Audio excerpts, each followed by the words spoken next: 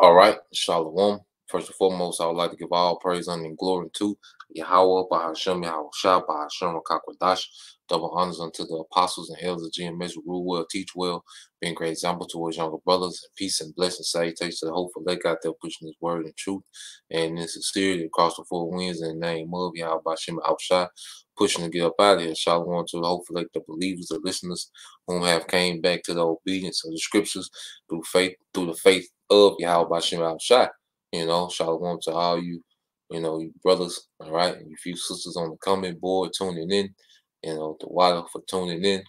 And what I want to go into today, is that video that I mentioned, all right, that the brother Halak, had sent me the other day, and pretty much it was like a a little bit over 6 minute clip, and it was pretty much giving someone advice that was going to inherit a throne. Well, we know that there's one nation of people. All right, there's one nation of people. There's one, men, one particular nation, and those men are about to inherit, a throne. You see, the elect. The scripture say we'll be joint heirs with Yahweh Shai, and that's going to be in rulership. So the only people on the earth that need advice about inheriting the throne would be who, man?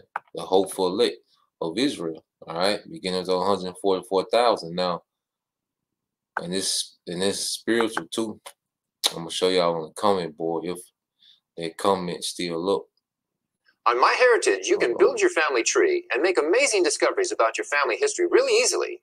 Let me show you. I want to see if this comment still up. Let me share.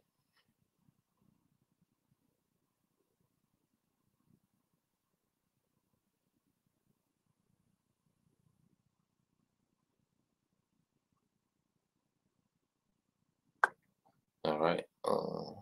Let me share the screen again. And it's spiritual is like the first comment on there. Let me share. And then we're gonna get into the video.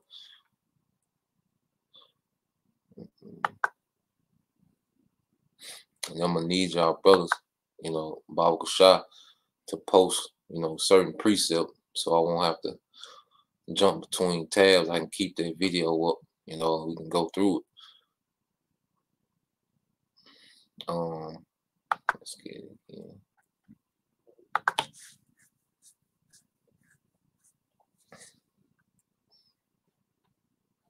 All right.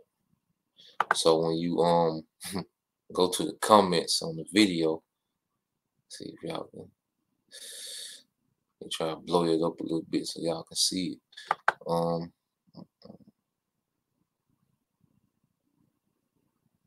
So you won't let me blow it up. Here we go.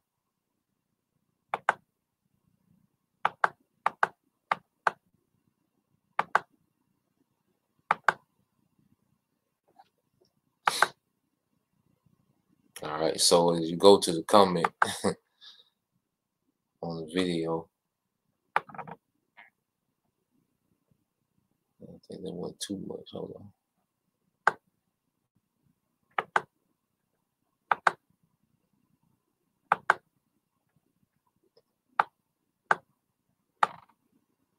All right, name of the video is Advice from an Old King Before You Inherit the Throne.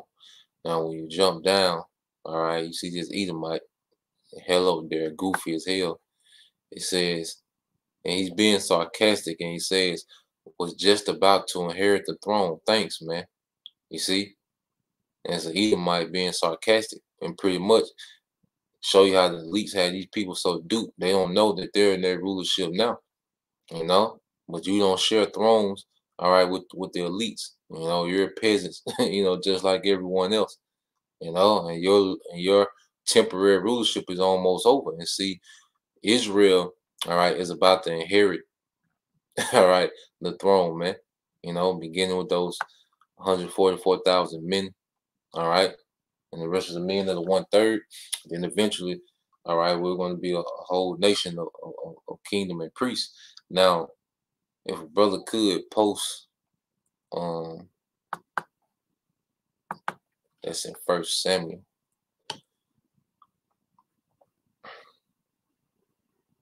All right, let me give you real quick. Your power lies in your ability to control your emotions. Once someone We'll get the video. Let's get that precept in 1 Samuel. I believe it's 2. 1 Samuel 2 and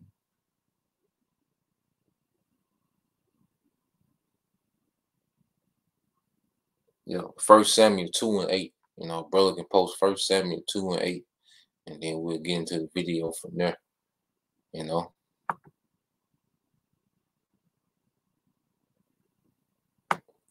And that's why, you know, pretty much as men of Yahweh Bashim Al-Shai, there's a certain standard we have to start pretty much living by, man. You know, as brothers, like I said, we got to elevate, you know, our standards, you know, elevate our way of thinking, you know, because Yahweh Bashim Al-Shai is truly grooming us to be rulers, man. You know, and it's just so exciting just to think about it, man. You know, and it comes with responsibility. That's why, you know, the Lord pretty much pushing us to be disciplined, you know. So when you go and get 1 Samuel 2 and 8, 1 Samuel 2 and 8, it says he raises up the poor out of the dust and lifted up the beggar from the dunghill. All right. And that's us. We're the poor. All right. And how did he lift us out of the dust? Because the dust represents confusion. See, we didn't know anything about, all right, rulership, the promise, who we were, and the legacy. You know, we didn't know about that. We was confused. We didn't know nothing about inheriting on throne. We weren't thinking about that. All right. We wanted to be, you know, Jeezy, T.I., all right, Derrick Rose, you know, LeBron, some crazy shit. You see?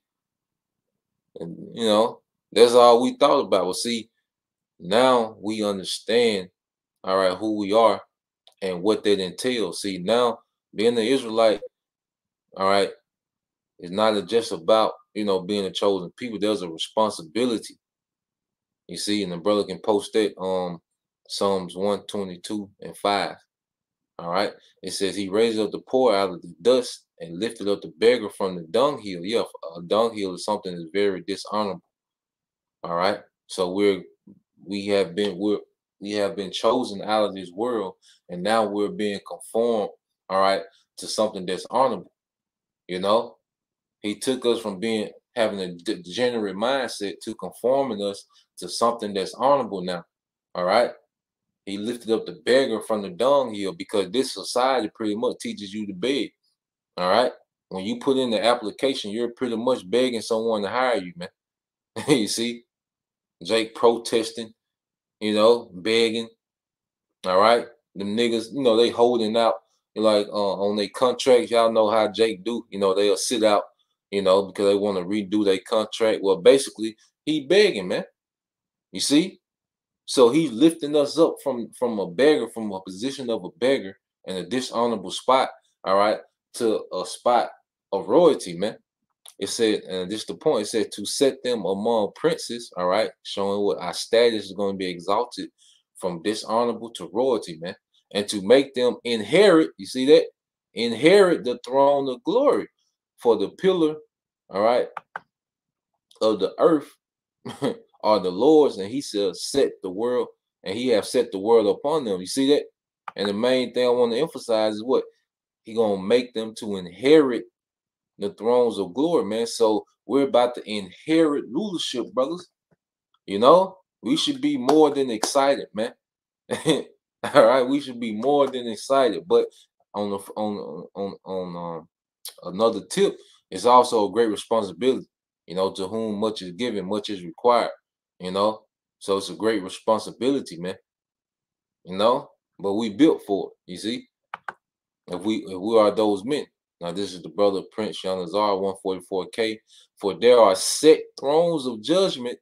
All right, the thrones of the house of David. Yeah, so there's a certain rulers. There's a certain lineage of men that's supposed to rule by default.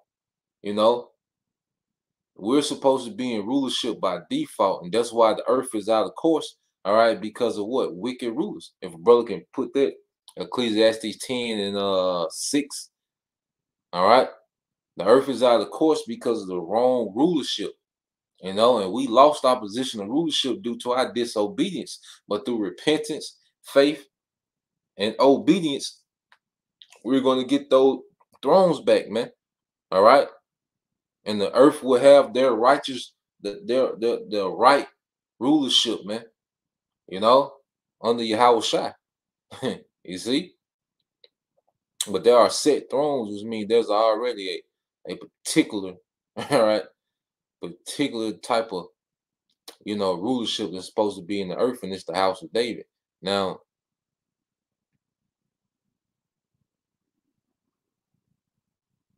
yep, this is I wanted 7-2 to watch, bro. Yep, this is on Yashima tribe of Judah, Ecclesiastes 10-6. It says, folly is set in great dignity, and the rich sit in low place. Yeah, and folly is set in great dignity. Why? Because of the rulership. You know, I got another lesson I plan on doing in a minute. You know, just going into how, you know, this society has just made the woman, you know, have no accountability, man. You know, and that's just one aspect of it. You know, I just came across a few videos and articles, you know, to put together, you know, just to prove that point. But see, folly is set in great dignity here. That's why, you know, people, this society, because even these corporations, like everything is a gimmick. Everything is somebody trying to swindle you some type of way. Everything is set up on some type of scheme. You know, these are supposed to be legit things, like you pay insurance, you pay, you know, your bills, you know, you pay the cable, Wi-Fi, whatever. But it's all set up on a gimmick. Like if you're not paying attention to it, you know, you'll get swindled every type of way. Why? Because the rules of this society, they have no morals. It's like thieves and robbers, all right, are set up as kings, man. So that's the vibration that's going in the earth. That's why folly is set in great dignity, because the kings of the earth, all right, have a moral standard that's based on folly, man. You see? Because a righteous king wouldn't even have nuclear, no nation would have nuclear weapons, man. All right. If this was any type of righteous setup, man. You see? Well, everybody has weapons. Everybody, even the peasants, everybody has weapons, man. Why is that, man? Because folly is set in great dignity here, man. All right. Harlots, nigga culture, you know, the cartel, they idolize these things, man, because it's a wicked rulership. And the rich sit in low place. And see, he's talking about rich immorality, man. You know, rich in integrity. You see that? Rich in wisdom. You know, sit in a low place. So the men, going back to those, you know, the set thrones for the house of David. Well, in this setup, the house of David is in a low place. All right, but that's finna change. We finna inherit those thrones of glory. Ecclesiastes 10:7 says, I have seen servants upon horses and princes. You see that? Because what it say in 1 Samuel?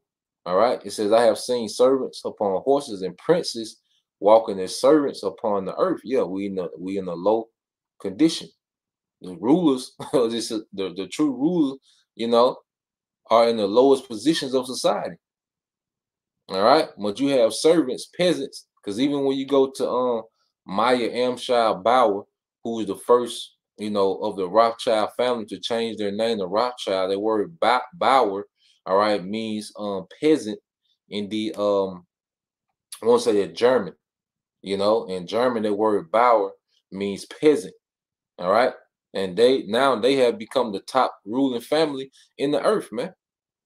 You see, so it says, I have seen servants upon horses and princes walking as servants upon the ground. But the scriptures say what? That he's going to lift the beggar from the dunghill, all right, and set them amongst princes. You see, we're going to get back to our rightful status, man. But we had to be chastised for our disobedience. And see, now we beg for a righteous way. Now we understand why righteousness has to be established and enforced in the earth, man. You see, that curiosity that we had of wickedness, hey, the Most High beat that out of us, man. He made us experience this, so we never want to see the earth in this condition again, man. You see, it's all a learning process, man. But hey, it's a good chance, man. We have a great chance. Like, the chance is so high for us to still be here enduring right now, doing what we're doing. The chance is so high that we can be those men that inherit the thrones. All right, but it's still a fight, so everyday fight, we haven't, obtained as yet, but we in a good position, and it just give us motivation to keep fighting. All right. So yeah, I'm gonna start go ahead and start the video. Now the precepts I'm gonna go ahead let you brothers post so I can just get straight to it. If a brother can get hold on. If a brother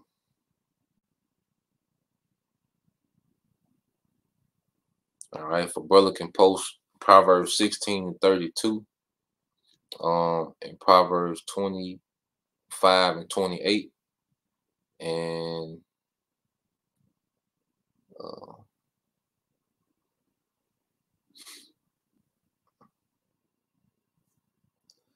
let's get Sirach 33:19. Sirach 33:19. And the water, brother. It's that brother Gashan. Shalom to all you Akim, man. The water for posting precepts for me. As I try to make it. I ain't gotta keep jumping through them tabs. You hear all the goddamn clicking. I already got get a new laptop. Well, this little motherfucker out. That's good. And the brother can brother post Proverbs 31. All right, Proverbs 31 verse 1 through 3. Yep. But yeah, let me go ahead and play. All right, I'm gonna be stopping it as I go. He gonna make a few points. All right.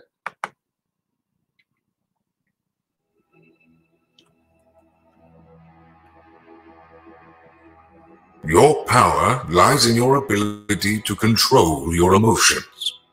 Once someone has command over your inner world, they become your master. And it's very heavy. All right. So I read it. He says your power lies in your ability to control your emotions. Once someone has command over your inner world, they become your master. All right.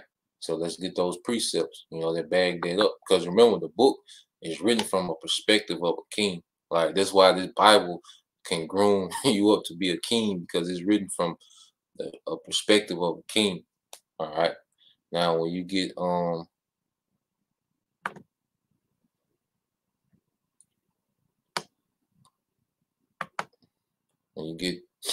this from the brother Gashan 72. All right, Proverbs 16:32 says, "He that is slow to anger is better than the mighty." You see that? Why? Because you can control your emotions when you're slow to anger. And I had an incident, and it's in the spirit. I had an incident at work yesterday morning, because we had a little extra work, so we trying to get in, get out. It's Saturday. We trying to get in, get out quick as possible. So in the morning, Jake had hooked up the crane to the equipment, and damn near tore the equipment out the ground. And he did this like 15 minutes into the shift. So I go back there and look at it, and immediately I get pissed. You know, I'm pissed. I'm trying to see how the hell did you hook all this shit up? And you've been working here down there 10 years, man. You know? So I got to the point I was so frustrated I couldn't even think. But you had two Jakes that stayed calm, they stayed positive, and they pretty much, you know, came up with a solution and fixed it, and everything, you know, worked out, you know, and I commended them two Jakes. I told them, like, look, I appreciate y'all for keeping a cool head, because I was so frustrated I couldn't even think, you know. And that shows that pretty much the scriptures, because the scriptures even go into that, man, you know, because in anger don't solve nothing. You see, you got to have a calm mind to come up with a solution, man. And that's how it's gonna be in Jacob trouble, man. We're gonna be in a position where we gotta keep a calm mind, you know. But going back to the precept, it says, "He that is slow to anger is better than the mighty, and he that ruleth his spirit than he that taketh a city." Yeah, because if you can't control, all right, your emotions and understand, all right, how to make decisions not based on, all right, a feeling, but based on what needs to be done, all right, in this situation, all right. That's a heavy attribute to be able to rule over, all right, your emotions, man. All right. The scriptures say he is better than the mighty, because you can have a man, he can be, you know, a great fighter, all right. But if you can manipulate his mind, if you can get him angry, all right, then now he's at a disadvantage, because he'll throw out, all right, he'll throw out understanding, you know, and he'll be acting strictly off anger. And it says, and he that ruleth his spirit, all right, then he that taketh a city. Yeah, because you can take a city, but if you can't rule your spirit, you'll lose it, man. You see, it can't be easily provoked, because that means someone externally has control over you. Like he said, once somebody is over your mind, if they can say something that trigger you, like Esau, if Esau can call like the nigger, all right, you know, it used to trigger Jake. That mean that word has power over you, all right, because we know we not niggas. You see, we know what we are. We know what's coming for us, man. So that word don't bother us, man. When it was coming up, all right, you hear the word nigga, the whole earth stop, you know. But now, you know, as we mature in the truth, man, we all right, that don't bother us, man. You see?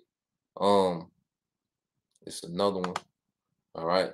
This the brother Yashima tribe of Judah says, he that have no rule over his own spirit is like a city that is broken down and without walls. Yeah, you could be easily penetrated, you know. And women know, and women, they know, women like a woman especially, she knows what will trigger you, you know, and she'll do it to the max.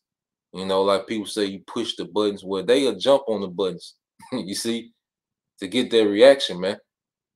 You know, there's a lot of niggas in prison and dead based on them being able, someone else being able to provoke a reaction out of them, man.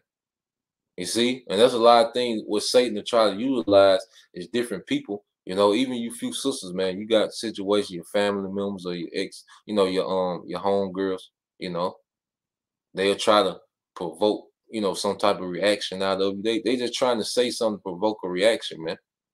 You see, especially if they know what you're a part of, they'll try to, you know, be disrespectful. They just try to provoke action. And if you easily provoke, like I say, then you can be easily manipulated. You see, you can be easily manipulated to do something crazy, man. All right. Even in the streets, they'll say, I'm, you know, Jake with a little sense, I'm not gonna let these niggas trick me out my freedom. You know? So controlling your emotions, all right, controlling how you react to different things, that's a kingly trait. You see? So, and this the main one. This is on Geshawn 72 again. Ecclesiastes 33:19 says, Give not thy son and wife, thy brother and friend power over thee while thou livest, and give not thy goods to another, lest it repent thee, and thou entreat for the same again. You see, and this society taught us to what? Happy wife, happy life. You know, and pretty much just give your power over to a woman. You see, and Jake has done that in this society, and now what you got, M-Town, you got the red pill of community, and what is that? That's Jake trying to get their power back again. Like I said, at least it repent thee. Yo, you be like, what? Why did I do this? Why did I submit to this type of lifestyle? Why did I do that? And thou entreat for the same again. See, now Jake is entreating because we are too, man. Like with me, like, you know, hey, take that power back, man, because we all were pretty much raised up in the society that groomed simps and, you know, women worship, you know. Hey, well, we taking that power back, man. All right, we moving in a whole nother way. That's another thing. Like, as kings, things need to operate on your frequency, man. How you moving? Mama, hey, somebody that's gonna be a part of your life, they need to move how you moving, man. You know, to a certain degree. Now, you know, a woman only gonna go so far, and you can't expect, you know, just greatness, you know. But there's a certain standard that look, you if you're gonna be around here, you're gonna have to move this type of way. All right, I'm not bending to your will. You see. So the scriptures say, "Give not thy son, wife, thy brother, friend, power over thee while thou livest." You see, and then how do they get power? By being able to control your emotions. All right. If they can control your emotions, if she knows that if she's sad, you're gonna be sad with her, she has power over you. If you know, all right, if she know if she knows that when she get mad, you gonna try to go out your way to appease her, man. That's her having power over you. You see, if she can guilt trip you, all right, and then even with our kids, you see, I done seen you, we don't all seen kids be able to manipulate their parents, man, guilt trip their parents, you know, the children having power over the you know, over the parents, man. I know I've seen it, man. I'm like, what the hell, you know? Talking about some you got some kids, you know, I know some parents, uh, they children to the point where talking about some, oh, he didn't want that type of phone. You know, I'm like, what the hell? What you mean he didn't want that type of phone? Who paying for it? You see? Talking about them want the right Jordan. Yeah, what? The right Jordan? Man, is you crazy? Look, this nigga gonna first off, if he get a phone, all right, that's a privilege. And then some shoes, hell, any Jordan, any shoe, hell, you see. But it's parents out there that you know they children rule over them. I'd be like, God damn. So you work and serve them. Ain't no way. But it is what it is. Um,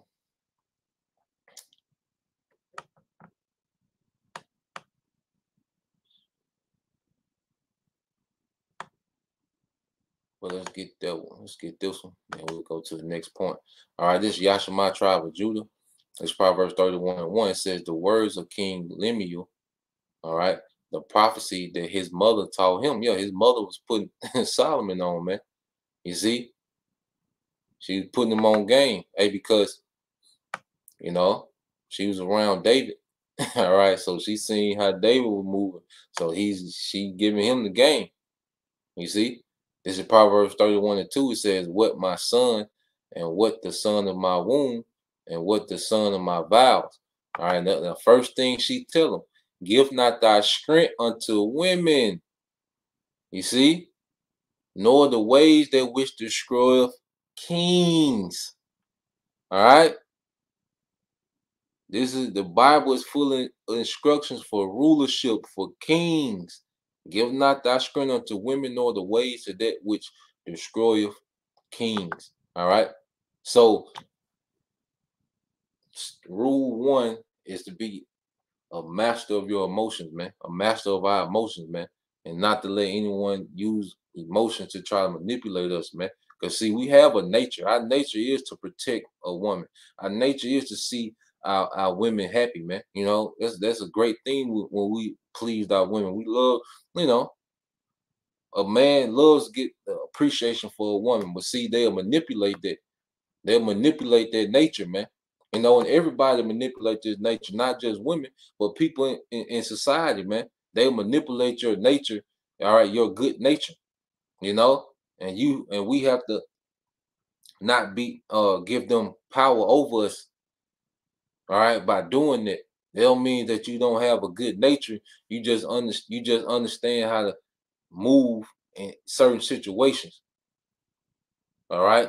Or someone is sincere and someone, you know, is BSing, man, trying to manipulate. All right. And as a king, we got to have that king sense when it comes to that, you know. Yep, brother put another good one up. Okay. It says for a bishop, and the bishop is just a man, you know, who will be over a church, you know. And it says for a bishop must be blameless as the steward of the most high, not self-willed, not soon angry, not given to wine, all right, not, you know, being through all the time, you know, especially philosophies. It says, nor a striker, nor given to filthy lucre. Yeah, man. You see that? That's a kingly standard that's being, you know, verse 8, but a lover of hospitality, a lover of good men, sober, just, holy, and temperate, which is what self-government. You see? And that's a beautiful scripture the brother put up, you know.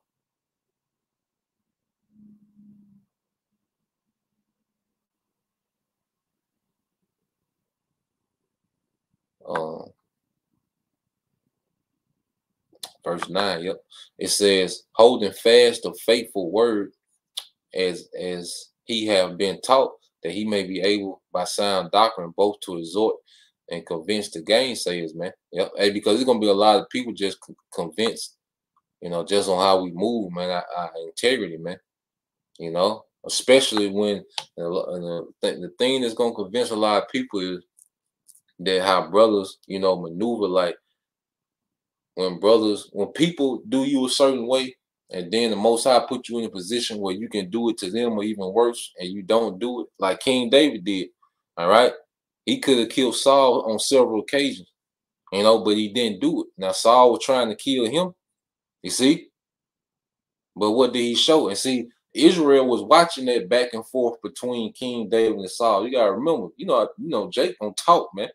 All right. So they would probably talk for some years, the back and forth, you know, between David and Saul. You know how they paid attention to the rap beef. Well, how much you think they paid attention to that back and forth between King Saul and King David? And that was a great example of David not being in his emotion. He didn't let, you know, his emotions of anger, you know, betrayal, you know, because he was one of Saul, he was Saul's top warrior, man. He was winning wars in the name of Yahweh Shema Shai, all right, under King Saul, you know. So he didn't let his emotions, all right, override, you know, his decision making. You see, he showed that integrity. See, that's what drew a lot of people to David, because they seen the integrity that David was walking with, man. You see,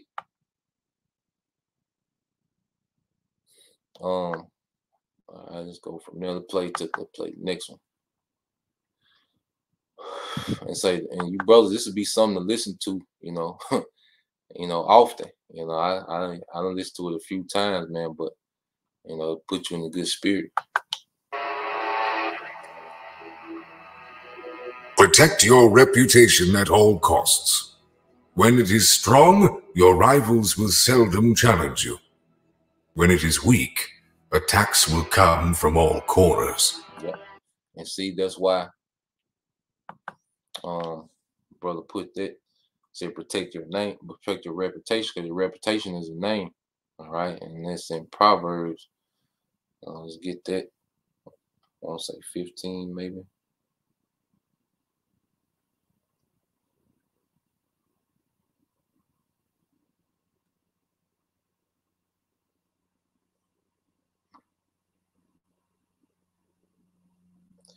Yep, let's get Proverbs 22:1 and Ecclesiastes 7:1. Yep, let's get them two precepts and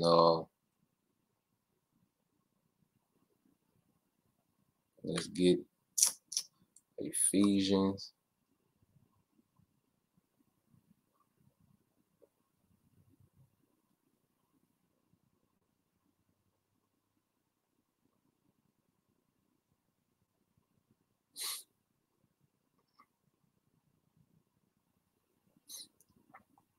Let's get that in Ephesians.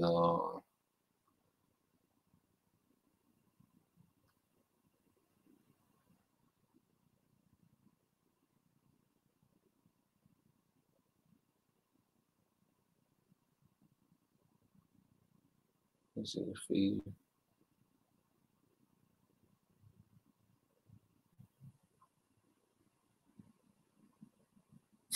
Yep, then get Ecclesiastes. I think it's 7:1. But when you go here to Yashima tribe of Judah, Proverbs 22:1, it says a good name, all right, is rather to be chosen than great riches and love and favor, all right, rather than silver and gold. Yeah, because a good name, all right, provokes, people to follow, man. And good name even benefits your children, man. Even in this, this slave, setup that we in now, all right, having a good name, all right, benefits you to the point where, all right, even your children, like, you might have a good reputation, as a good worker, you know, being responsible, you see, and that's going to carry on, that would even carry on to your children. Like their life would be easier just based on your name, you know. You're known for particular things where their life would be easier just based on your name, your reputation, on how you carried yourself. Now their life is easier. It makes people have favor on them because of your good name. See, that's more important than money. You see, that's more valuable than money. All right. Like when you watch the Game of Thrones, I know you brothers, a few sisters have watched it, you know. But when you see how Ned Stark had such a good name that everywhere his children went, they had favor. Everywhere throughout, once they found out there was Ned Stark's children, they would get favor. Everybody, they only had good things to say about Ned because Ned was a man of integrity, man. He always wanted to do the right thing, you know, and his children benefited off that. Now you can pass down money, you see, but what if you pass down a bad reputation? Because you go back into Game of Thrones, the Lannisters, they had money, but the reputation they had, nobody liked them. They had all the money, but the reputation of them being grimy, conniving, deceitful, you see, nobody liked them. And whenever they would get caught out somewhere, they'll catch hell, because of that bad name they had, but they had the gold. They had the money, but they had a horrible name. You see? So a good name is rather to be chosen than great riches and love and favor than silver and gold. All right. Yep, this is another good one. All right, this is your brother. Yashima tribe of Judah says a good name is better than precious ointment, and the day of the death than the day of one's birth. Yeah, going back to that good name, man. And they say it's better than precious ointment, which means it's highly valuable to have a good name. You see? 2 Corinthians 6:3, it says, giving no offense in anything, that the ministry be not blamed. That's why we even have to watch, how we maneuver. Like, we always got to think about the body. If I leave this live stream and go to a bar, watch some games, I still have to move with the mindset. I'm an ambassador for the nation of Israel. I can't just do anything. I see some getting hostile or it's a situation I can avoid. I'd rather leave the bar than try to get a corruptible crown, in the world. I'd rather leave that bar, come back home, all right, take my head back home, than to get into a conflict where the ministry can be blamed. You see, even in my day-to-day life, like it's certain things, like I say, it's certain areas I don't even want to go because I know it can happen quick. I know, when you go to certain areas, shit happen quick. So it's certain areas that I try not to even go to because I know things can happen so quick. And the first thing, like if something major happen, the first thing they gonna say, that's the brother from GMS. We knew it. You see. So even when we out and about, we have to be mindful that we not just, all right, our actions don't affect just us as an individual. You see, they affect, all right, the whole body, and even our, even in our even within our household, man. So we have to be wise, all right, and when we're out and about, man. And reputation is important, you see, and these are all kingly traits, man. See, we going back to nobility, man. I love it, man. I hate this nigga shit. Boy, I hate this nigga shit, man. We were brought low. You should despise, all right? Because you look at the standard on how niggas, it ain't no standard. It ain't no standard. It's just impulsiveness, randomness, and stupidity, man. Stamp out the embers before they become a blaze. Yeah, you said stamp out the embers, before they become a blaze. All right. Deal with the problems, man.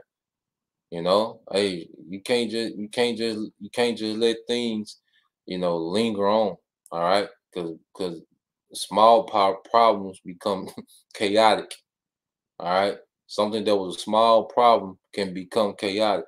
Something that could have just been a hey, how you doing? All right, can lead to chaos.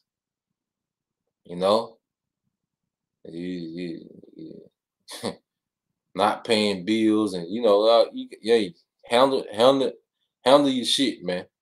Hey, don't let life just get out of control, man.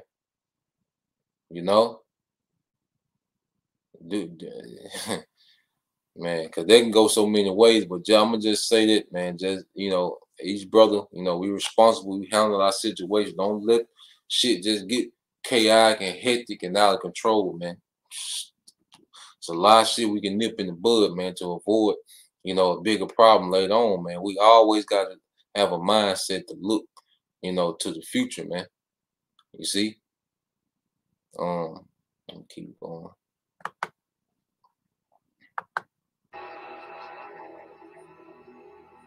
Do not make decisions when clouded by emotion.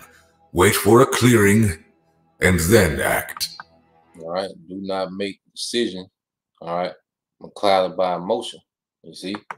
Being impulsive, man. I'm gonna get one precept for that. Can a brother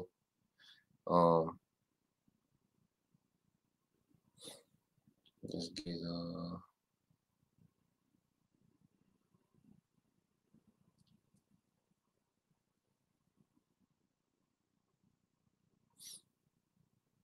let's get Ephesians 4:26.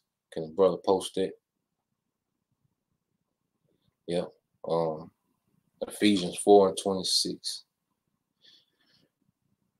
And it pretty much, sums up what we just said, man. You can't, and it's a lot of people, like I say, there's a lot of jakes that's in prison, that's dead, there's ruined their whole life based on making a decision while in their emotions, man. You see, and like the elder brother, the priest Abaya down here, he went into that lesson how, emotions are really demons, It's a certain demon that jump on you to make you feel sad, angry, depressed, wrath. And if you act in that emotion, you're pretty much possessed by that demon at that current time, man. That's why you regret. That's why it be so much regret for things you do out of emotion, because that what you was possessed for that moment.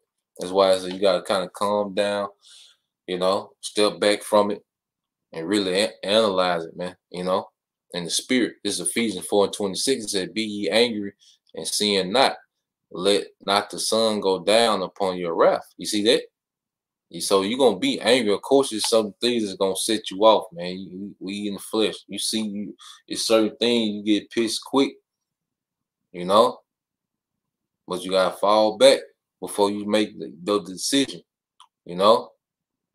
And sin not, yeah. And it says, "Let not the sun go down upon your wrath, man." Yeah, because you don't want to go to sleep with that energy, man. You know, pretty much. Hey, let things go, you know, and come back at it, you know, with a clear head, man, so you can make the best decision. You see, is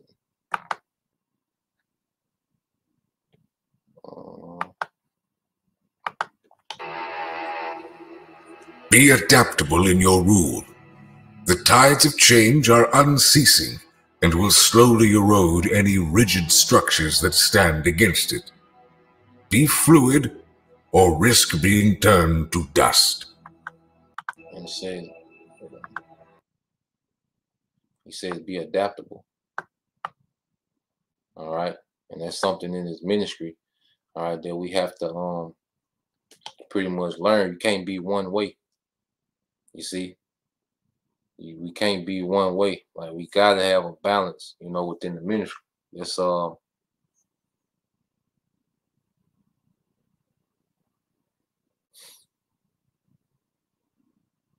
think there's Ephesians. Let's get that in Ephesians.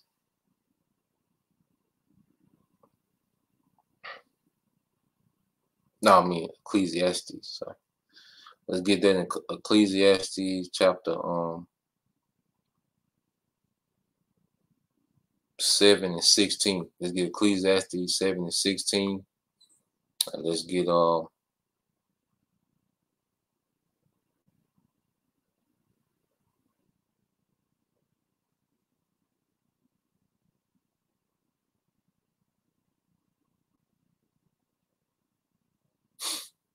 it's another one in Sirach.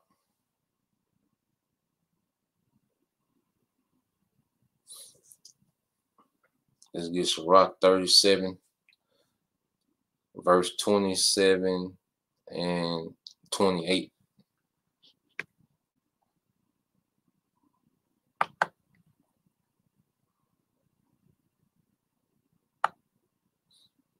Yeah, let's get Sirach 30, 37,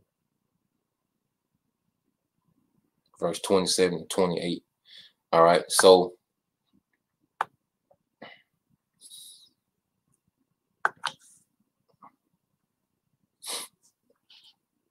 I read over the quote. It says, "Be adaptable in your rule." All right, the tides of change are unceasing and will slowly erode any rigid structure that stand against it. But fluid, all right, be fluid or risk being turned to dust. Yeah, knowing how to maneuver, you know, in the times that we are in. You see, it says this Proverbs 11 and 1 says a false balance is abomination to the Lord, Yahweh Bashim Al Shai, but a just weight is his delight. Yeah, we gotta have a balance, you know, with decision making. All right, you can't judge one way, have just one strict certain way to judge. You know, some things you have to learn how to, you know, maneuver and flex. Just like now. Imagine if like what they doing to YouTube now. Now imagine if our brothers had the mind frame, well, we gonna say what we want to say. You know, the hell with Esau. We gonna talk how we want to talk. All right, we'll all be through. We had to adapt.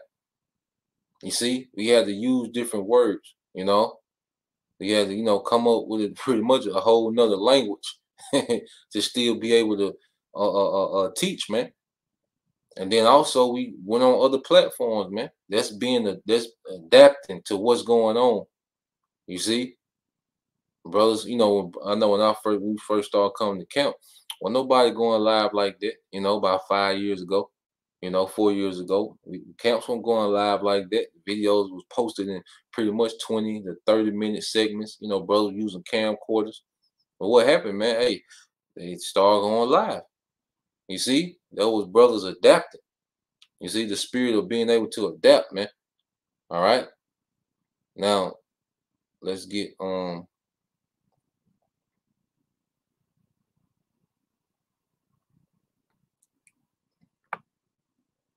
Let's see, post scripture 20,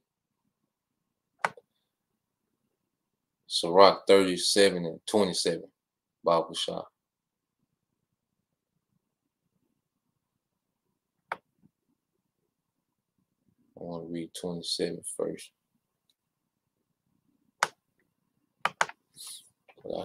I read, I think I got it pulled up. I read it from the phone. This Sirach 37 and 27. It says, my son, prove thy soul in thy life, and see what is evil for it, and give not that unto it. You see? And that's the thing, like as we learn and mature, you know, as men, and then as men of Yahweh Shema Shai, all right, our life experiences have to teach us, man. All right, what's good and what's profitable, you know, within our walk, because every brother is built different, you know. Every brother is different, and it's gonna go into it. So we have a standard that we go by. Within that standard, there's going to be a variation, you know, of what's profitable for each brother. Now, this from the brother Occupy Till I Come, verse 28. It says, for all things are not profitable for all men, neither have every soul pleasure in everything. You see, what works for, you know, one brother might not work. Now it's lawful, you know, but it doesn't work for this brother. So that brother has to come, that brother has to realize, you know, what he needs to cut off, all right, what he needs to you know, incorporate into his walk, you know, into his spiritual regimen that brings the best out of him. You know, you gotta adapt, all right. This ain't no cookie cutter, you know, thing, man. It's a thing about brothers with different spirits, different scenarios. All right. What you expect out of your woman, you know, another brother might not expect that much out of his, man. Now it's a standard, like I say, it's still a standard. You see, what a brother, you know, how much he reads a day, you know, it might work for him, you know, but you try to do it and you be overwhelmed. You see, so everybody got to find, you know, every brother has to find, you know, their own groove, man, you know, and be adaptable, you know, within it. You know, this ain't a thing, like I said, oh, all right, being stiff, you know, when it comes to you know, maneuvering, man, you gotta be like water. You know, water adapts. You pour water in anything, whatever type of bottle you pour it in, all right, whatever way the stream go, the water, it rolls with it, man. You know, it take the form of everything, man. You know, but it's still water and it's still flowing. Or risk being turned to dust. To tap into the true potential of your power, focus your energies towards a singular goal. To tap into the true potential of your powers, focus your energy on one single goal. You see? So let's get that in Philippians 3. All right. Philippians 3, verse 13 and 14. And let's get that in Matthew. I want to say it's the 6th chapter. And let's get see Matthew 9, no, Matthew 6. Let's get Matthew 6 and 21 through 24. All right, let's get Matthew chapter 6, verse 21 through 24. And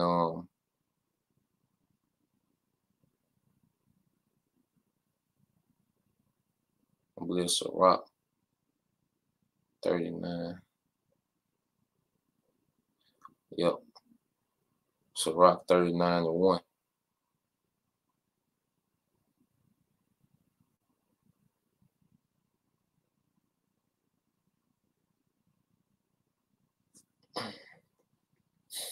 All right, so when you go into it, let me see. Having that singular focus, man. you know what our focus is on, man. You know. All right. This is The brother Gashan.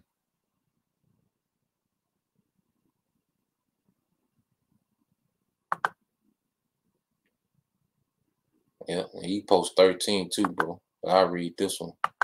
He posts 13. He said Ecclesiasticus 39:1. It says, but he that giveth his mind to the law of the Most High and is occupied in the meditation thereof will seek out the wisdom. All right. Will give his mind to the law of the Most High and is occupied in the meditation thereof. Let's focus on what? That singular goal. Will seek out the wisdom of the ancient and be occupied in the prophecies, man. You see that? That's that, hey, that's that singular concentration, man. All right. Now, when you go, hold on. All right. Now, this is brother Yashima, tribe of Judah. Matthew 6:21. It says, for where your treasure is, there will your heart, all right, your mind be also. Yeah. So what you treasure, that's where your mind gonna be. That's where your energy gonna be geared towards, man. You know? Verse 22, the light of the body is the eye. If therefore thine eye be single, you see that? Thy whole body shall be full of light. You know? So it's about that concentrating on what, man? That one singular thing, man. And in our circumstances, it's the kingdom. You know? So let's get that. Galatians 3:13 says, brethren, I count not myself to have apprehended, but this one thing, all right, you see that? This one thing I do. All right, that one thing, that singular focus, man. Forgetting those things which are behind and reaching forth unto those which are before. All right, verse 14, I press toward the mark of the prize of the high calling of the Most High in Yahweh Shah HaMashiach, man. You know, so this singular, all right, focus, man. You know, and that's how you tap into the potential of your power, man. We need that more than ever. Beware of those who claim to have no interest in power, for this is often a strategy to disarm you. When the time comes, they will strike without hesitation, and it will be too late to act. Yeah, you gotta be mindful, you know, because you got people that know how to fake being humble, you know, fake being sincere. You gotta be mindful of all that, man.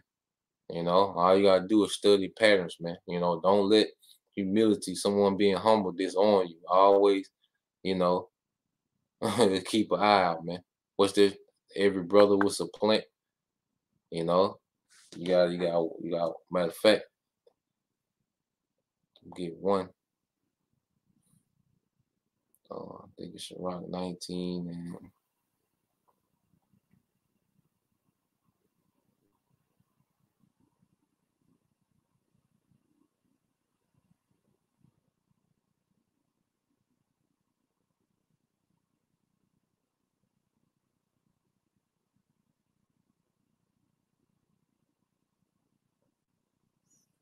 Let me see. It's in Sirach, I think it's.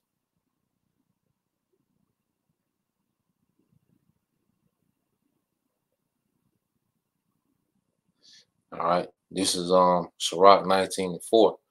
It says, he that is hasty to give credit is light-minded, and he that sinneth shall offend against his own soul. Yeah, so we can't be hasty, you know, to deem somebody, you know, as if they're coming in the right energy, man. You gotta really, all right, try the spirit by the spirit, man. You know, and you really gotta, you know, pay attention to people's patterns and their behaviors and, you know, their actions. You know, because that's gonna tell you what they are, their actions. You know, they gonna every now and then, because when somebody is pretending to be something, all right, it's an act. So every now and then they're gonna get out of character. Their true nature gonna seep through. But see, it takes a process, you know, pretty much, you know, just listening and analyzing, man. All right. So we can't be hasty, you know, to give credit to everyone, man. You know, don't let, you know, Shalom disarm you, you know. You gotta look past that and see what the actions are producing, man.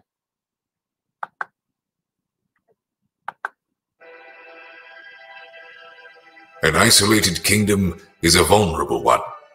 To be strong, you must have alliances. A fortress can quickly become a prison when surrounded by enemies. Yep. So he said, you know, you don't want to be isolated because the scriptures, you know, they speak about that too. Let me see.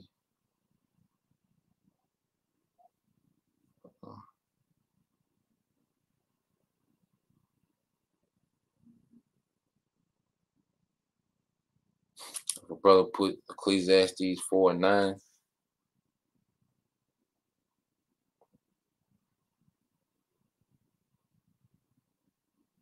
And then we get yeah, Ecclesiastes 4:9. Well, I'll read it. Yeah, probably easier for me to read. This is on Ecclesiastes 4:9. It says, two are better than one because they have a good reward for their labor. You see? And it says, all right, brother, post. And you read verse 10, it says, for if they fall, the one will lift up his fellow. But woe unto him that is alone when he falleth, for he have not another to help him up. You see? So it's not good to be isolated within this ministry, man. Now, like I said, every brother, you know, we all have to, you know, work out our own salvation, you know. But as we have access, you know, to be around each other, you know, we do these things, man. You know, it's good to be, you know, around brethren as much as possible, man. You know, now every, you know, brothers need their space. You know, they got their own individual, you know, thing they got to maintain. All right. But hey, when possible, man, it's good to be around the brethren, man. Because Howard Shy, you know, he deals heavy, you know, when brothers are around each other, man. You know, in spirit. Because even when you go to Hebrews the 10th chapter, the 25th verse is Hebrews 10:25. It says, all right. It says, not forsaking the assembling of ourselves together as the manner of some is, but exhorting one another, and so much the more as you see the day approaching. Yeah. So as we see, you know, these times coming, man, we're around each other more and more. You know, even if it's on these live streams, you know, we're around each other. You know, we not isolated. You know, no one is by themselves. You know, within the body, everything is, you know, joined together.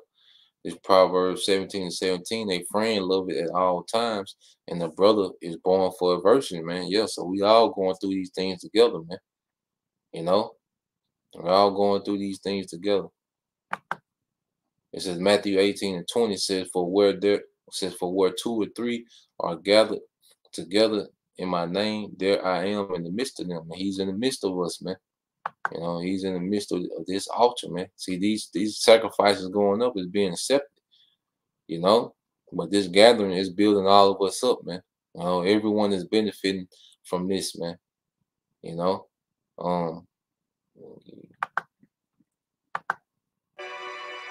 To obtain a true ally, explain how your cause may benefit theirs. The ties of goodwill are but thin threads, whereas the ties of mutual interest are like chains of steel. Yep, and with us, we all fighting for the kingdom, you know, and that's what has us, you know, joined, you know, tight, you know, is the kingdom. You know, brothers put Proverbs 1:10, not Proverbs, 1 Corinthians 1:10.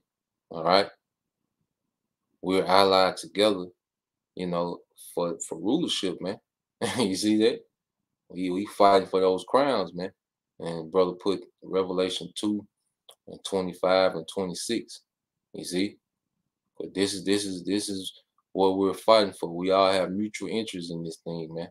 You see, and like you say, they're stronger than you know, goodwill. All right, no, we all have a mutual interest. All right, women, everybody has a mutual interest. Everybody going to benefit, you know, in the end. All right. So when you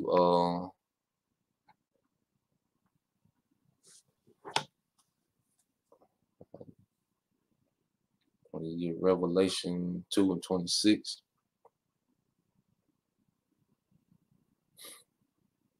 I think it's a little slow on the laptop. All right, Revelation 2 and 25, it says, but that which you have already hold fast till I come, and he that overcometh, all right, and he that overcometh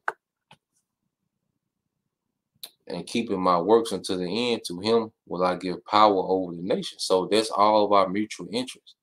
All right. That's why we are allied. All right. For what, man? To hey, be joint heirs with Yahweh Shai. Yahweh Shai, hey, he gave us something to chase after, man. You see? Because Peter asked what we gonna get. You see? You know, and Yahweh Shai told him, man, rulership, man, you know, and around and roundabout way, man, rulership, man. So hey, they was allied to Yahweh Shai, man, because they knew rulership was the end game. 1 Corinthians 1 and 10 said, now beseech you, brethren, by the name of our Lord Yahweh Shai Mashiach, that ye all speak the same thing, and there be no division among you, but that you be perfectly joined together, all right, or allied in the same mind. See, the same mind, that same mindset, and same judgment, you know, and that's to get, all right, their rulership, man, you know, and that's to get their rulership, man. You see? So we go on again.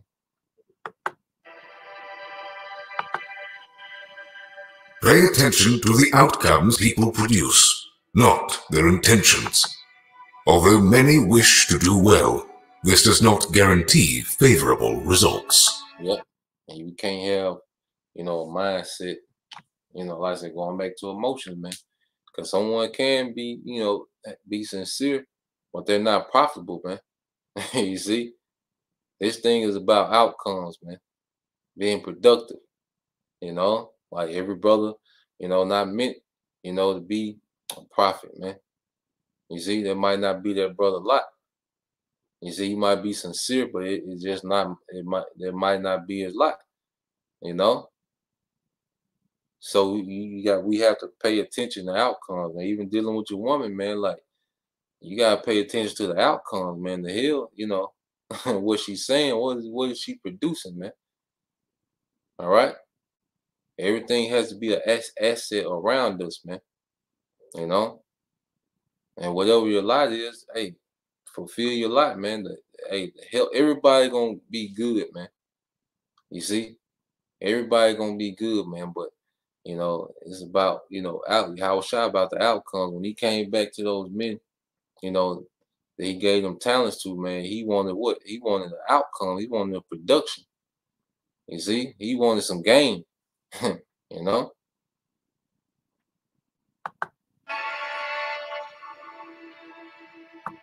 Enter the fray with boldness. Timid action is often met with strong opposition. When surrounded by disarray, be well ordered. When emotions rise and fall, remain calm and steady. When danger looms, and even the bravest warriors shrink with fear, stand tall and face the opposing evil. Yep. And what does the scripture say? When you go to Proverbs, you know, about the righteous, man. And why scripture always tells us to fear not. You see, the Lord gonna put a particular spirit on us. We're not gonna be moved in these times, man. But it comes with us, you know, doing what we have to do now, you know, and the Lord gonna have mercy and put a particular spirit on us, man, while everybody else, you know, is bugging out. You see, when you go to because our boldness comes from Yahweh Shema Shai. It's not of us. A certain spirit that he puts, you know, on his men, all right, to be bold, man. This is Proverbs 28 and 1. It says, the wicked flee when no man pursueth, but the righteous are bold as a lion. See, our boldness comes from us being obedient, man, you know, and our obedience draws us closer to our power, and he puts a spirit on us to be emboldened, man. See, we understand the power that's behind us now, man. All right. Hold on.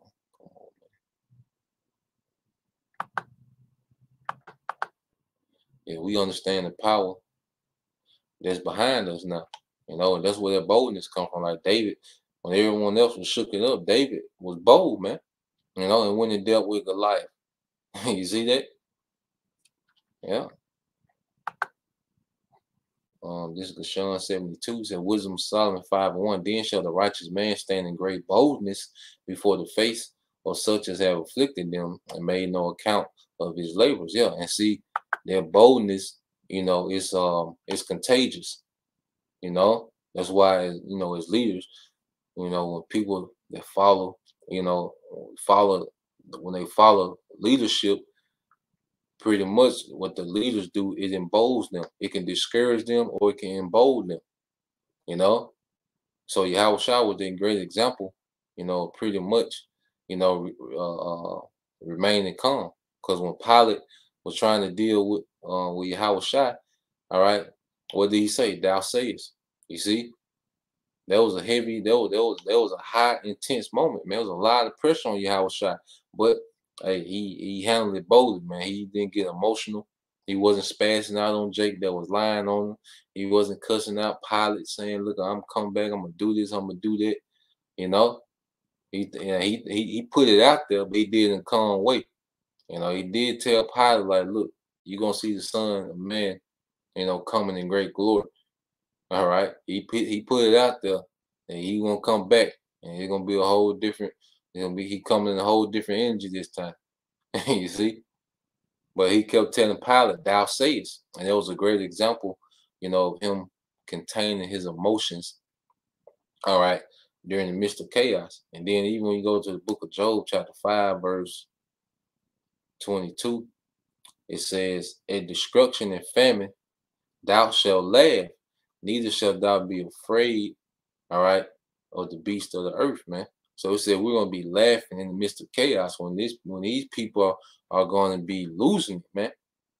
You know, and why, man? Because Yahweh Shema Shah gonna put that spirit upon us, man, and that's, you know, that's gonna provoke all the elect to be emboldened, to be, to be emboldened, to be courageous in this time, man. You know, and faith. Now,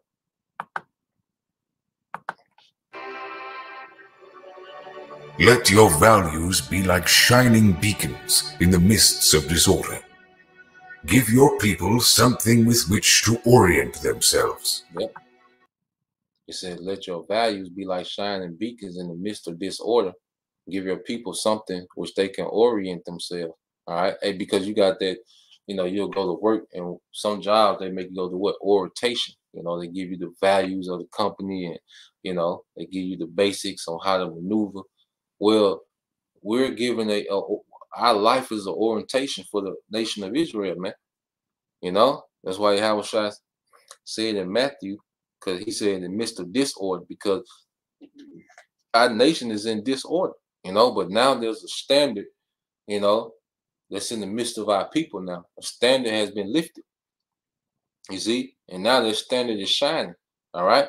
This is Matthew 5:13. It says, "Ye are the salt of the earth, but the salt," it said, "but if the salt have lost its favor, wherewith, all right, shall it be salted? It is thenceforth good for nothing but to be cast out and to be trodden under foot of men." And that salt is what? A preservative, you know, and the elect. Because, like, you know, we use that to say how Jake got flavor, Jake got salt, you know. It's like when you go into the Israelite foreigners, you know, our people that look like the other nations, you know, but what make them stand out, you know, they got that flavor, you know. But beyond that, all right, when you talk about rulership, well, salt is a preserver, all right. So the way that the king thinks and the way that he maneuvers, it preserves his nation, all right. Like what Yahweh Shah did on the cross, they preserved Israel. You know, they preserved the whole nation. Even Caiaphas was in the spirit. He said it'd be better if one man die rather than the nation to perish, man. You see? So Yahweh Shah was that salt. He preserved the nation, man.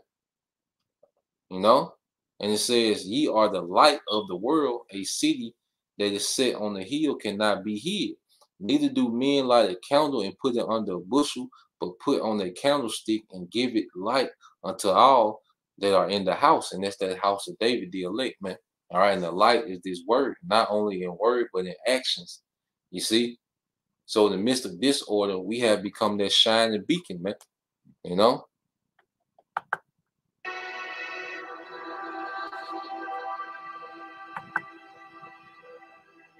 When overpowered, surrender. Do not allow yourself to be crushed entirely because of honor. Your enemy will no longer see you as a threat, giving you the opportunity to plan another attack. And see, that's what has happened in the spirit, you see, because we was overtaken, you know? We was overtaken like we was conquered, all right, by your boy, man. And pretty much we've been submitted to captivity, all right? When you go to Revelation 13 and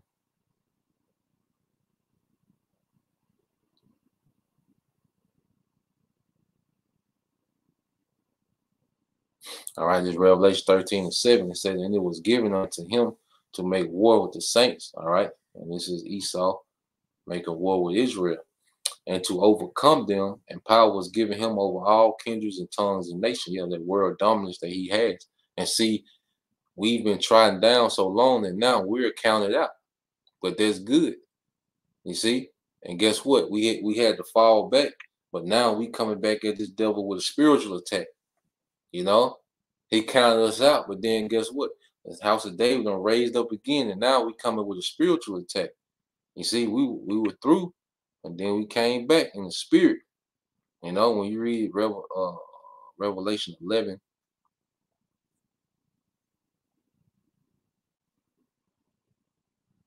all right, Revelation 11 and 8, and it says, and their dead bodies shall lie in the street of the great city, which spiritually is called Sodom and Egypt, where our Lord, all right, was crucified. So the dead bodies represent us in the spiritual dead, you know, state. All right, because over here our heritage will be there of us, our culture, our worship, the knowledge. The Most High turned His face from us, so we was, the walking dead, basically, man. And it's mainly over here in America. All right, where the bulk of Israel is. It says, and they of the people and kindreds and tongues and nations shall see their dead bodies 3 days and a half, and shall not suffer their dead bodies to be put in graves. So the nation seen us in the dead state, like calling ourselves African Americans and black, and all these different things. So everyone seen us in the dead state, street niggas now, thoughts. Everyone, looking at people in the dead states, but no one came out until the Lord put the spirit on prophets to come out, man. Start with Elder Albert Bivens, and pretty much, put those dead bodies to rest, and raised us up spiritual, man.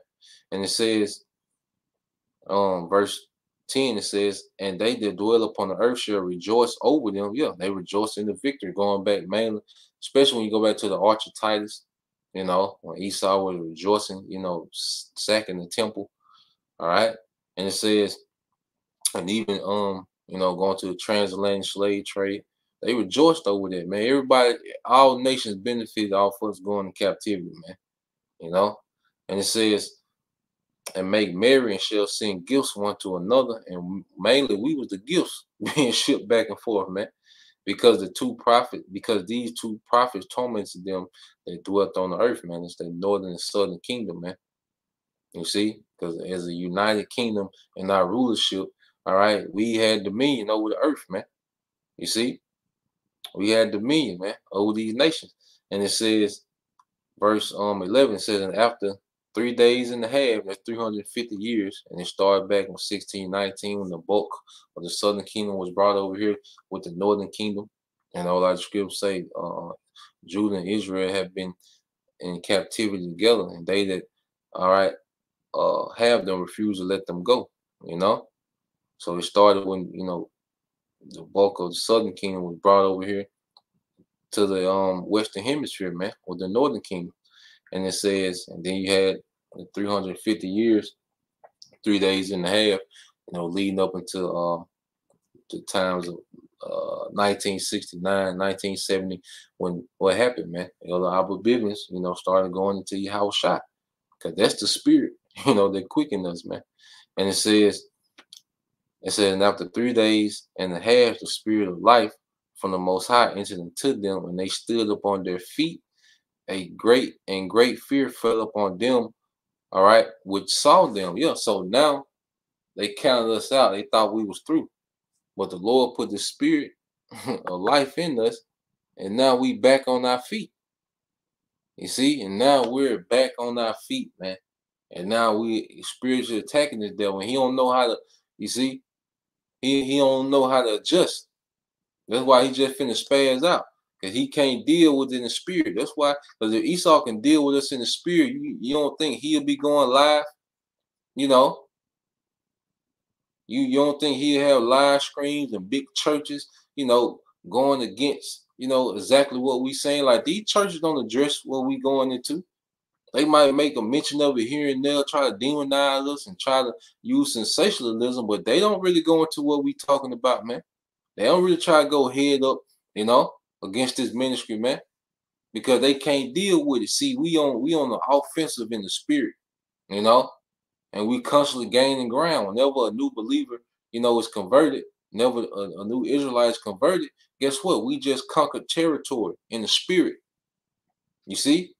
But we was counted out at one time. We had to fall back. It was a perfect war strategy by Yahweh Bashim Al-Shai, man. He made it seem like it was impossible for us to come back from how far we was down, man. This is on Sirach 11:5. It says, many kings have sat down upon the ground, and one that was never thought of have worn the crown. And see, like I say, we was counted out. You see? Well, now we finna inherit crowns, man. Let's go back. To plan another attack. Direct the movements of your enemy by tempting them with baits, arousing their anger and toying with their pride. Disrupt their plans with your enticements and control your foes as you wish.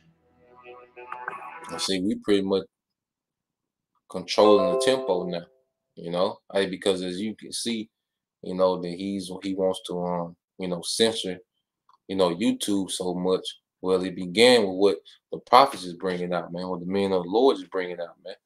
You see, he's been exposed, man. He can't hide himself, So now, what? Matter of fact, what the scriptures say? Let's get that real quick in Isaiah 47 and 13.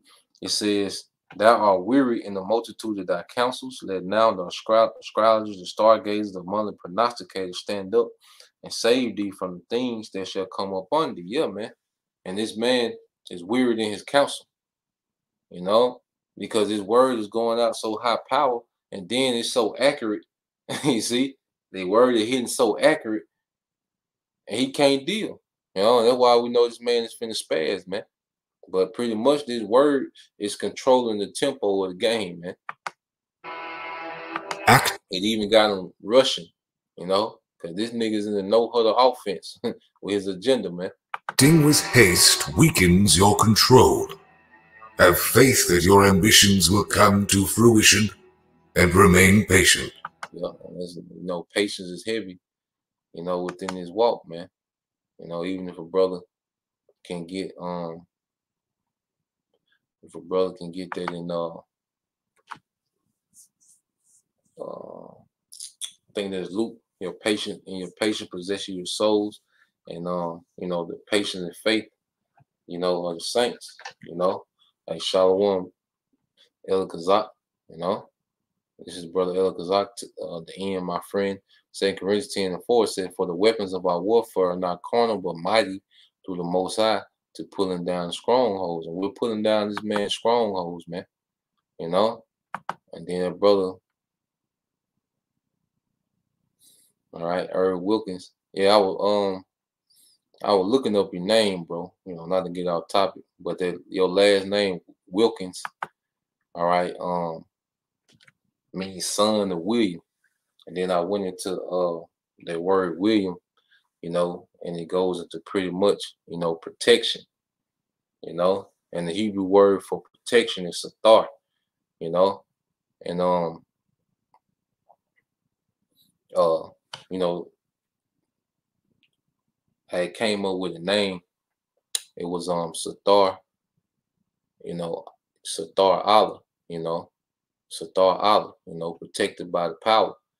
You see, so if you want to use that name, brother, you know, I just thought that'd be a good name. I was looking at your last name, you know, so yes, Satar Allah, you know, would be a good name for you, brother. You know, protected by the Most High. You see, I think that's how you spell it, brother.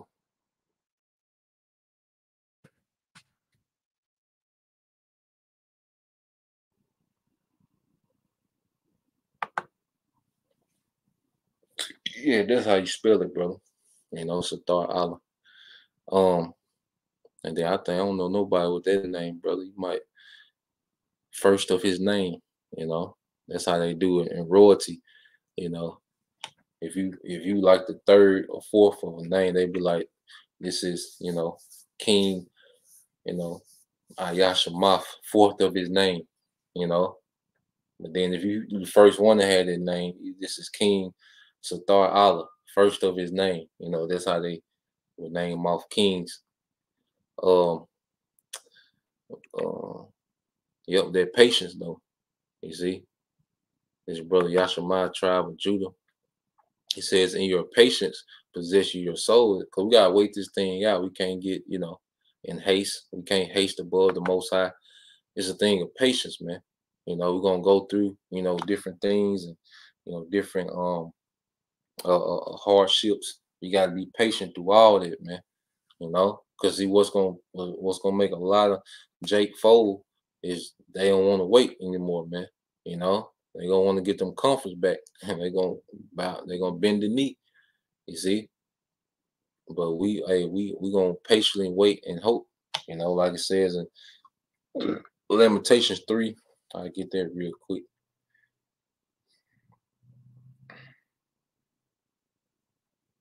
Yep, that's the spirit, brother. You know, I'm jelly. The spirit. This is Yashimah, tribe of Judah. It says, the Lord Yahweh Bashem Al Shai is good unto them that wait for him, to the soul that seeketh him. Yeah, because Esau gonna be coming with his salvations and his way out. No, we're gonna wait on the salvation promise, man. You know, it's gonna come to pass no matter what it looked like, no matter how impossible it looked, no matter what circumstance we in, we're gonna wait on the salvation of the Lord, man. All right, Lamentations 3:26, it says, it is good that a man should both hope and quietly wait for the salvation of the Lord, man. You know? Yep, let's keep going.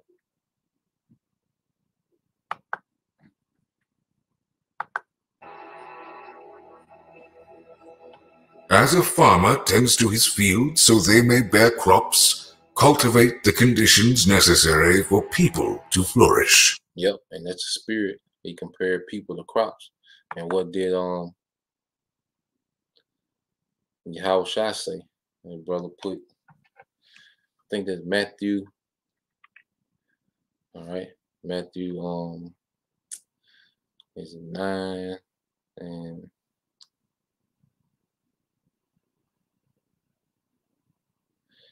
Matthew 9:37 and Matthew 9. Yeah, Matthew 9 verse 37 and 38 and Isaiah 5 and let's see, 5 and 7.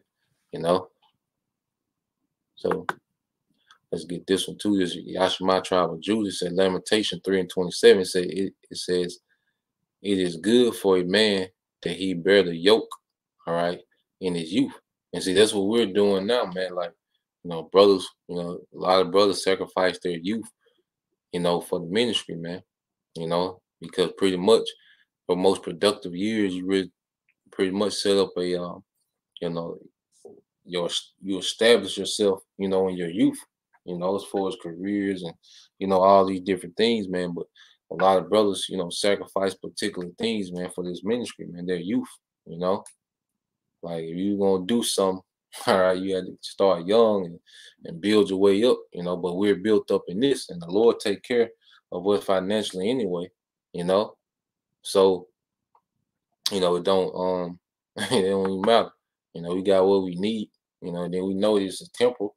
So ain't no point of trying to build something extravagant here that's gonna be destroyed, gonna be melt with fervent heat. All right. Now, what did let's get this one first. You post 38 too, brother. Bible shot. In front of brother Gashan 72. It said this is Matthew 9:37. It said, then saith he unto his disciples, the harvest truly is plenteous, but the laborers are few. You see that? But the laborers are few. So it's the harvest. Talking about what? The elect. And the laborers are the teachers, man. It says, pray ye therefore the Lord of harvest that he will send forth laborers into his harvest, man. You know, because we here to groom brothers up to teach, man. You know, and the men, as we already teach, we're being constantly leveled up, you know, to teach more, man. You see? So this is what this thing, like, it produces teachers. Like I say, it ain't every brother lot to teach, you know, but it is a lot of brothers lot to teach. So the one that is their lot, you know, this is, we here to teach. All right. You know, we're here to teach each other. All right. To groom up the next wave of teachers, man. The brothers that's teaching now, you know, that's how I want to say it. The brothers that's teaching now is here grooming other brothers, you know, and they gonna become teachers. And then it keeps, the talent keep flipping itself, man. You know, so you have a nation, all right, a priest, man. You know, but another point I wanted to make too is, it says, as a farmer tends to his field so that they may bear crops and cultivate the conditions necessary for people to flourish. And see, let's read this scripture. We're going to expound on that point. It says, this Isaiah 5:7. It says, for the vineyard of the Lord, Yahweh Shemashah host, is the house of Israel, and the men of Judah his pleasant plant. And he looked for judgment, but beheld oppression, for righteousness, but beheld the cry. Yeah, see the leadership of our people, you know, during this time, you know, and throughout all times, man, we always had a plague of bad leadership, you know, throughout our history, you know. But he said he beheld oppression, all right, for righteousness, but beheld a cry. And that created an environment where our people couldn't grow, you know, they couldn't grow in righteousness. But see, now we have an environment now where our people can grow, because that's why, you know, brothers push order so much on the live stream. See, you ain't got, you know, all these random, you know, comments, you know, all these random people just here. You see, you know, women, that's why they learn in silence, man, because this creates an environment. Because women, you know, they can become a distraction. You know, brother come here to, you know, learn, but he's distracted by trying to see what the woman putting up, and then he trying to, you know, get some brownie points from her trying to put some. See, then there's a bunch of confusion. All right, and now learning is in the background, and you have all these other agendas on the comment board. No, we all here on the same. Like, this is a good setting. That's why, you know, like, we block people, because ain't no sense of you here. Like, this ain't for debate. No, we here to cultivate each other, man, in the spirit. You see, so we have a good environment now. Starting with the apostles and the elders, they create a good environment through the spirit for these camps to nourish and grow, man. You know, they got order set up so brothers can prosper, man. And you see, no one's being oppressed. You know, the apostles don't rule over us. Is you know, just these tyrannical, you know, just overbearing. No, you see, and then they're an example of everything that they expect, and it's gonna go into that too. You see, but yeah, you know, Israel is like it's like the vineyard, as the scriptures say. Israel likened it to a vineyard, and we gotta create the environment for the vineyard to grow. Or why you don't got rap videos and, you know, all these huge, Passover where you got salmonella at the pass. No, it's a horrible environment, man. And you see the crops that they producing, man. Boy, boy taking a yab. All right.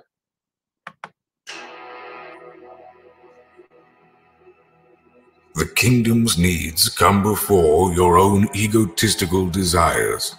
It said the kingdom need comes before your own egotistical desires. And Yahweh Shah was a great example of that. A brother can post that, 12 and Hebrews 12 and 2, you know. Like we talked about Yahweh Shah the other day, man. We was talking just, let's talk Yahweh Shah. Hey, Yahweh Shah was a great example, of even putting the nation before him, Let's get that. I say,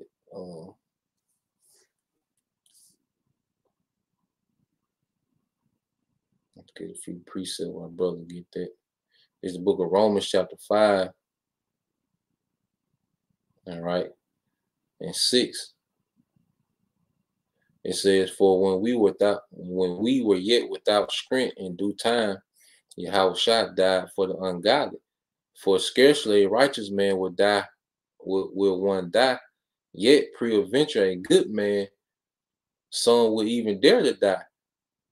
But the Most High commended his love toward us, and that while we were yet sinners, Yahweh Shah died for us, man. You see? And then even in that time, they tried to make him king then, but he wasn't there to be a king. He was there to be that sacrifice. He wasn't ego tripping. You see? He was there to be that sacrifice, man. All right? Yeah, and the brother put the definition of the egotistical, excessively conceited or absorbed in oneself, self-centered. Yeah, and you see that with the leadership amongst these other camps, man. It is what it is, man. We ain't just against them guys for nothing, man. No, you see that, man. Look how Yohanan move, man. Shades on, telling you that if it ain't come from ISUBK, it ain't the truth, man. The Apostle Elders don't even say that, man.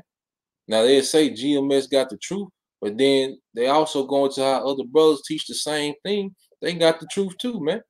You got even another camp that come up out there with the Apostle Elders. The brother, I don't know what camp that is. You brothers might know, but the camp that the brother Baquar Mafin, they come out there with the elders, man.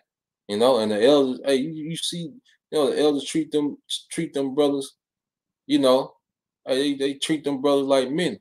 They don't treat them like they servants and do this for me, brother. Go do that, brother. No, they treat them brothers like brothers, man.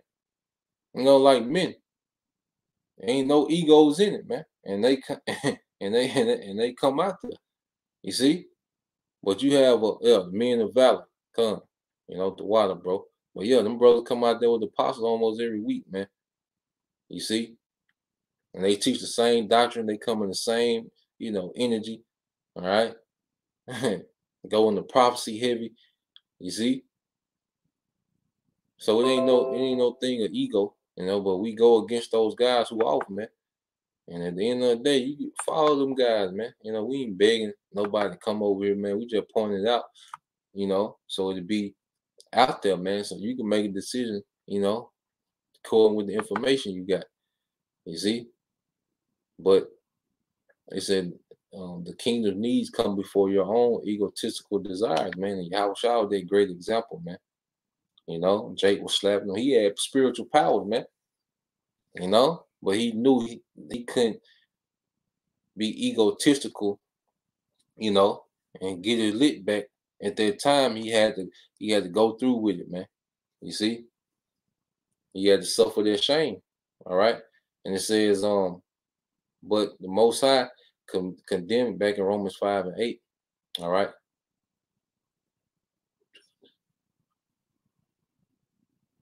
Yep.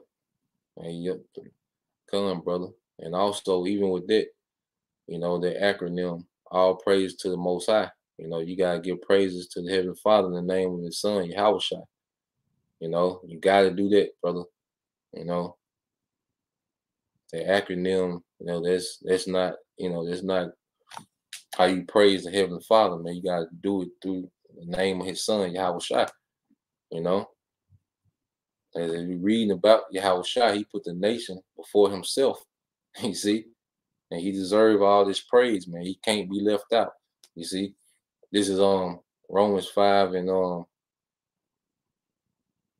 It says, much more then, being now justified by his blood, we shall be saved from wrath through him. Yeah, he did this so we will be delivered, man.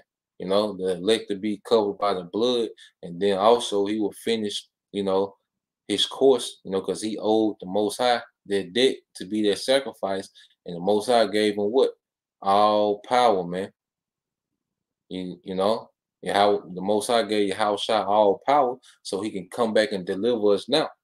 You know, yeah, that's beautiful, brother. You know, we heavy on Yahweh Shai over here, man. We try to be, being tedious, but hey, it's very important, man. We heavy on Yahweh Shai over here, man, because that's the one. You see, and it said this back in Romans 5 and 11. It says 5 and 10, it says, for if when we were enemies, we were reconciled to the Most High by the death of his son, much more being reconciled, we shall be saved by his life. Yeah, man. Because he's living, he's coming back, all right, to deliver, man. But he did all that just so we can be good now. He was thinking about later on, you know. He was always thinking about, the future. That's why the spirit of Yahweh Shai, the spirit of prophecy, man, because he made moves, back then, so we'll be good now. Now you go to Hebrews, and it's the main point. Hebrews 11 and Hebrews 12. Hebrews 12 and 2. And it says, looking unto Yahweh Shai, the author and finisher of our faith, who for the joy that was set before him, he endured the cross. And that joy was that the whole nation, all right, will eventually be delivered, beginning with the elect. And mainly those first fruits, those men that was with him in the beginning, creating everything, man. He wanted those men to get their glory that he was gonna get. You see, he was always thinking about, the nation. And it says, despising the shame. Yeah, he didn't care about the shame. All right. That was he had no ego. He wasn't tripped by no shame. You see? And he said, and it sat down at the right hand of the throne, all right, of the Most High, man. So Yahweh Shai was that great example of putting the nation first,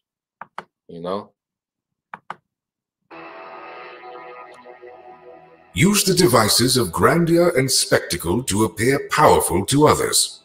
Command respect with your awe-inspiring displays.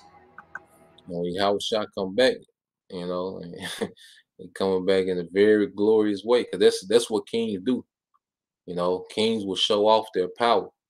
They'll have they'll just, march their army, through the streets just to showcase power. You see? So imagine the power that's gonna be shown when Yahweh Shai come back, man. The glory, how he the script say he's gonna be traveling the greatness of his strength. But that's what kings do, man. They come and do a showcase of power, man, just to show you like this ain't what you want, this ain't who you looking for. You see?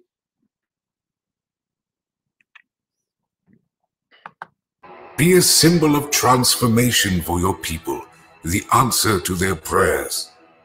Heed this advice and gain many loyal subjects. Yep, it said be a symbol of transformation to your people. You see? I said we gotta be the change that we preaching about. We gotta be their main example of what we're teaching, man.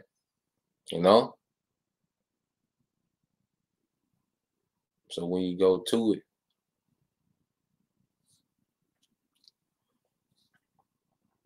All right, this is on 1 Peter 5:1.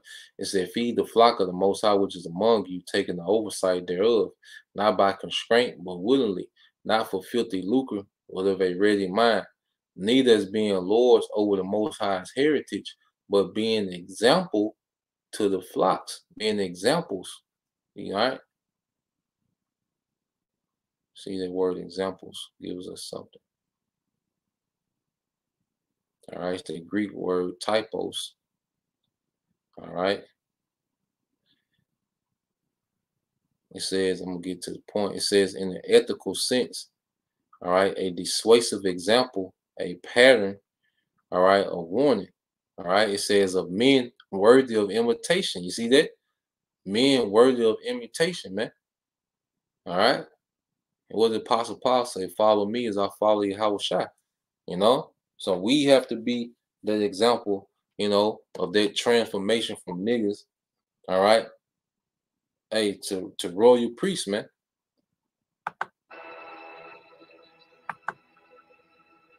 Beware of the easily gained. Plan your affairs right through to the end. In doing so, you will be able to counter the setbacks that will inevitably come your way. I'm going to just let the rest of it play out, you know, and then we'll close. Conceal your plans with misdirection. Make your enemies believe you desire one thing, but secretly devise a strategy for another. In doing so, the opposition sets up defenses in the wrong place, leaving what you truly desire open for the taking. Eliminate your problems entirely, lest they return with vengeance. Recognize. I just want to just mention, it said, cut out your problem entirely. You see, hey, because like scripture say, you know, if thy right eye offend thee, cut it off. You know, you cut things off entirely, man, so it don't destroy you, man. So some things you have to cut off entirely, man. You know. Greatness in others. Bestow blessings upon those who are worthy. People must feel cherished if they are to do their best work. And that's another, you know, attribute to creating a good environment, man. You know, brothers, you know, there's a way that you talk to people, you know, especially people that's under you, man. It's a certain way, you know, you talk to them, man. Because I appreciate everything you brothers do, man. Even just posting precepts, you know, any brother that ever shared, you know, scream or anything, you know, it's muchly, you know, appreciated. You know, everything that you know, you brothers leave precepts, you know, on the pre-recorded videos, man. You know, that's much appreciated. All right, and that, you know, and that comes from, you know, from the top all the way down to the bottom, man. You know, you brothers out there on the front line risking everything, man. You see, it's gonna be greatly rewarded. And Yahushua, you know, hey, he was always, you know, letting, you know, the disciples know, like, look, you haven't chosen me, I've chosen you. And you like, look, you're not serving, you my friends. You see, and he was always, you know, creating a good environment for us to grow, man. You know, in the spirit. To confuse and intimidate your enemies, be deliberately unpredictable. Live by the principles you wish to see followed in your lands.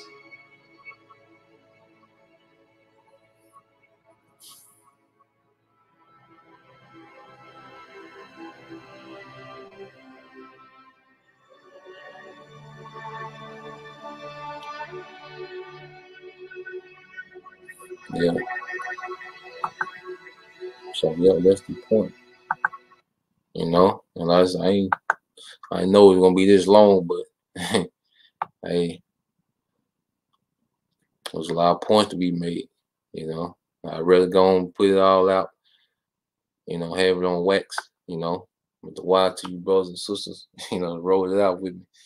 But yeah, man, that's pretty much, you know, an advice from the king. And you see how, you know, this is just, you know, pretty much, you know, a random video where you see how it lines up with the scriptures, will let you know that this is a book that's grooming us to be rulers, man. And I ended there in Isaiah 1 and 26. All right, if a brother can post it so I can put it on the screen, you know, Isaiah 1 and 26, you know. Yeah, Isaiah 1 and 26. And we'll end it there. Because this is the grooming process, you know, and they get uncomfortable. You know, we deprived of certain things, but it's all for the better. You know, though our scripture say the better is the end of the thing and the beginning thereof, you know, because we started out, you know, in all these different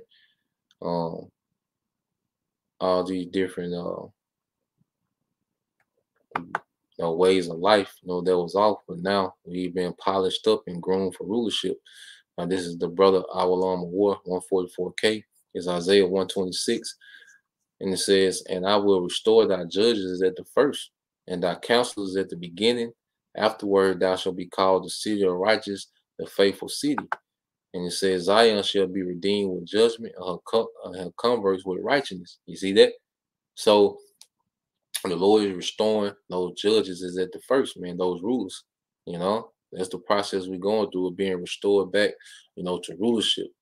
You know, so Lord will you brothers and you few sisters were edified. Once again, I'm gonna give all praise, honor, and glory to Yahweh, Bahashem Yahushua, Bahashem Rakakwadash, double honors to the apostles, all right, the elders, or GMS who rule well, teach well, being great example to us younger brothers, and peace and blessing, salutations of help the hopeful lick out there pushing his word and truth and in sincerity across the four winds in the name of, all right, Yahweh Bahashem Yahushua, pushing to get up out of here, man. You know, till next time I say Kwam Yasha Allah, Abab Abal, DTA soon.